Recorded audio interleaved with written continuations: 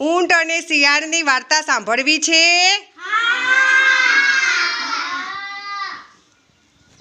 જો ભાઈ, આ ઊંટ અને શિયાળ ભાઈ બંને નદીના કોઠે બેઠેલા હતા અને સામે કોઠે શેરડી ઊભેલી જોઈ એમનું શેરડી ખાવાનું મન થયું. તો ભાઈ એ જો શેરડી ખાવા ચાલ્યા.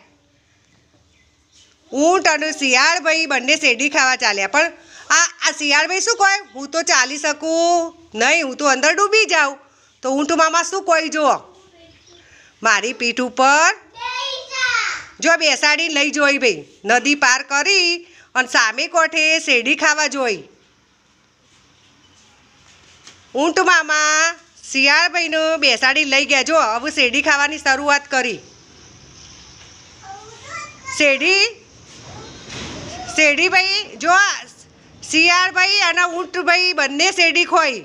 એમાં શિયાળ ભાઈ પહેલાં શેરડી ખાવાની શરૂઆત કરી. જો શેરડી ખાઈ રહ્યા અને એ શું કહે, મારે ગીત ગાવું છે.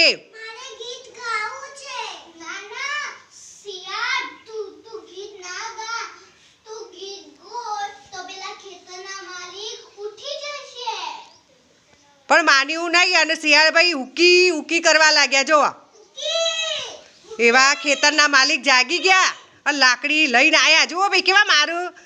શિયાળભાઈ સંતાઈ ગયા.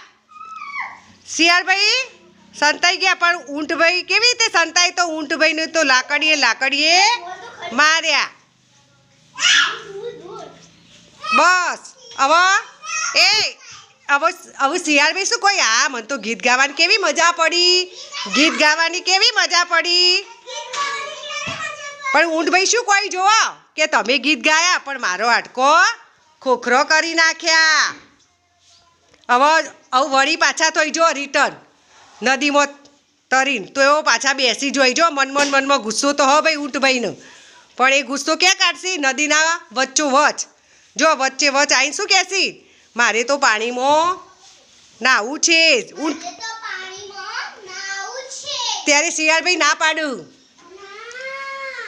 તમે નાશો નહીં ને હું ડૂબી જાઉં. ના, મારે તો આડોટવું જ છે. જો ભાઈ કેવા આડોટવું. જો શિયાળભાઈ પાણીમાં ડૂબવા લાગ્યા પણ ડૂબવા ના દીધા. કેમ? એમને સબક શીખવાડવા. જ્યારે પહેલાં શેરડી ખાવા ગયા ત્યારે ગાવાની ના પાડી હતી, છતાં એ ગીત ગાયા અને એમનું માર ખવડાવ્યું. એ તો સંતાઈ ગયા. પછી એમને કહ્યું કે હવે આજ પછી કરતા નહીં. કોક કહે તો એનું માનજો. જો ભાઈ એવું બેસાડીને લઈ જોઈએ આ કોઠે. એમનું સબક માફી માગું કે હું નહીં કરું, મને લઈ જો. મને બેસાડો તમારી પીઠ ઉપર. જો બેસાડીને લઈ જોઈ. જો